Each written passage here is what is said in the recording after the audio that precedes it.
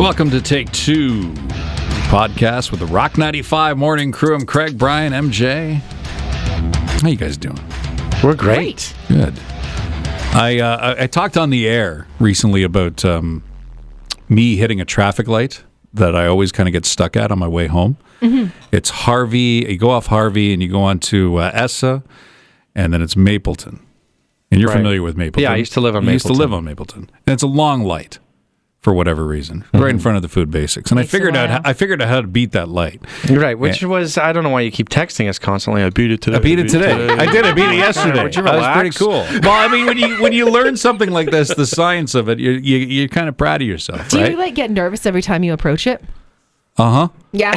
I get nervous when I get towards it because I know when I can't beat it. So you have to be perfect. So when you turn the light, you have to be perfect. When you turn the light from Harvey to Essa, you have to give it a little gas and try to get up to speed limit as fast as possible. Normally, you kind of coast up to your 50, 60, right? Yeah. But if I go and get up to 60, I can usually beat that light. Do you ever feel if you didn't give it enough oomph?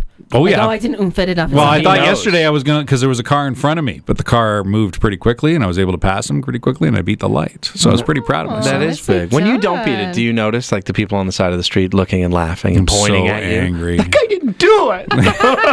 Well, my wife rips me all the time because every time she goes through the light, she goes, see, I didn't have a problem. And I'm like, you're not going the same direction. No, she's good. When I hit Harvey and Essa, then I'm done. I will hit that light. Way. Yeah. Yeah. And if you hit a light every day, you get rage. Sure. Every day. Like there's a light that just becomes, it almost like it mocks you. You know what I mean? You hit it and you're like, I can't get through this. Mm-hmm. Why? And that's what was happening to me. It got to the point where I wanted to take a different route and actually take longer to get home so I didn't have to hit that light. Because it's such a long light and nobody's at it. I know, that's the funny part. I am familiar with the light, and I think that when you look to the side and there's the crosswalk, it does have a countdown. Yeah. What does that start at? 65 seconds? I don't know. Yeah, it's crazy, though. Yeah. It is quite long. Or when you're like stopped at it and then you move up a little bit further and you just like inch it. Like, can you tell that I'm here? Yeah, exactly. You want the sensor? Yeah. Is that a myth? Do we all believe there's a sensor there? I was always told that a long time ago. There's no way there's a sensor. Hit the sensor. There's not real. Sensor. Have you ever done the thing where you've gotten out of a car and hit the crosswalk? Oh, yeah. You've done it, huh? I did it in Edmonton As the driver? No. Thank As God. the passenger. I've seen the driver do it. I have seen the driver do it. Yeah. You've been the passenger, so did your driver tell you to get out and do it? She's just like, go out and hit the thing. And me and my best friend, we always got stuff Mid-conversation. Pop out, thanks. Yeah. So is there a light in town that bothers you as much? So we all live in different parts of the town, right? Yeah. We're living in a triangle, basically. Mm-hmm. That's true. We are living in a triangle. So is there any part of town, in your side of town, MJ, where you got a light that's just, it's your Achilles heel? Do you notice one being long? I always notice shortness of a light and shortness of a green, which annoys me. Yeah. But I don't know about a long red. On the north end, there's nothing stuck on me for that, but there is on the south end, it's Mapleview and Brine. And when I'm turning from Brine onto Mapleview going left, it's like one car can get through on the advance. Like one or two. And it's like quick. It's like, are you going on to Brine? I'm going from Brine onto Mapleview. Okay, because if you're going from Mapleview to Brine, there's never, you know how it's got its own little turning lane there? That's never two cars. It's like 17 and it bleeds into the... it's because only one car can go through the other way. And there's so many businesses on Brine, like people want to go on Brine, but it just feels, it's not a... I mean, the trick is to go through the Walmart, right? Yeah. Cut through the parking lot? Cut through the back. Have you done that? Yeah, I've done that. Yeah. I don't like it. There's a blind turn back there. There is a blind turn, but I go slow. All the little tricks are coming out.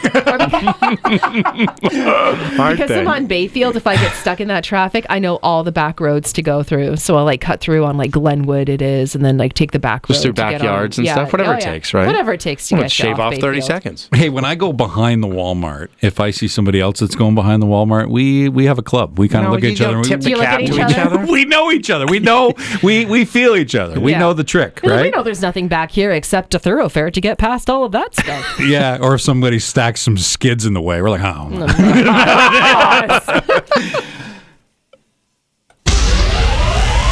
Craig's List. All right, so here's your trending topics of the week. The Barrie Air Show. This is exciting. It's coming in a couple weeks, June 14th, 15th, and 16th. This is on the waterfront. I know. I love this one. Yeah. Are you going to go downtown to check it out? Downtown or another place that has a vantage point. Do you have a secret? Well, I didn't think I needed to share specifically where I was going to go. I shared with my Walmart secret with you just to... Oh, the Walmart secret. As if no one knows that. We're talking waterfront. This is like exclusive. It's tough. I don't want it to be overcrowded. I feel everywhere along the waterfront is fine. It's in the sky. Funny enough, unless you know a couple spots. Okay. I don't want to catch you behind the Walmart ever. Doing anything. Yeah, let's not meet there. I don't want to see you there either. Anyway, they've got some new things this year. They're very excited to announce, and they got a concert kicking things off at Meridian Place, and we're going to be there because not only the concert, just to kind of get everybody in the mood with the music, a drone show Friday night. Yeah, nice and dark, and drones in the air. I think the kids will love it, so get out there and have some fun. Drones are always cool. They're very impressive when people fly them. 100%. Do you find that? Well, I mean, it fascinates me that they go in. I know it's all done with computers. I don't think it's... Yeah, but do you ever see someone who's looking up at the drone and flying it that way? Yeah. Can you imagine being up there being like, oh, it's a left? Do you know how easy it would be to be disoriented on which way it's going, which way it's facing? Oh, yeah. Do you know what I mean? Have you ever tried flying a drone? No. It's next to impossible because it just like crashes every time. It hits a tree. We've tried And before. a dumb question would be, when you're flying a drone, is up, down, and down, up?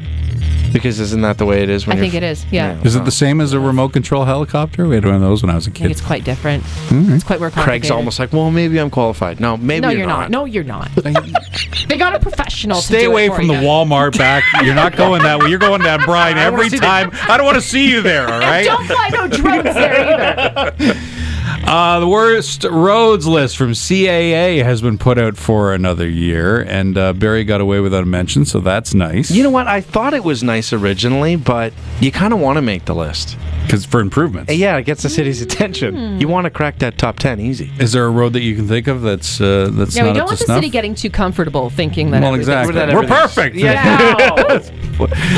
Aurelia made the list. So Lackley Street in Aurelia was number 10 on the spot. We get to get a text in, and this guy was not too happy. So conveniently, nobody mentions that Lackley is currently getting a makeover, a thorough money makeover, and over the next few months, it'll be one of the nicest surfaces in Ontario. So, well, what a claim that is! One of the nicest surfaces in Ontario. That's a huge claim.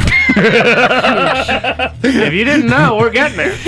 I'm sure it'll be nicer than Hamilton or Toronto because they made the list 6 times between them out of 10. So, you know.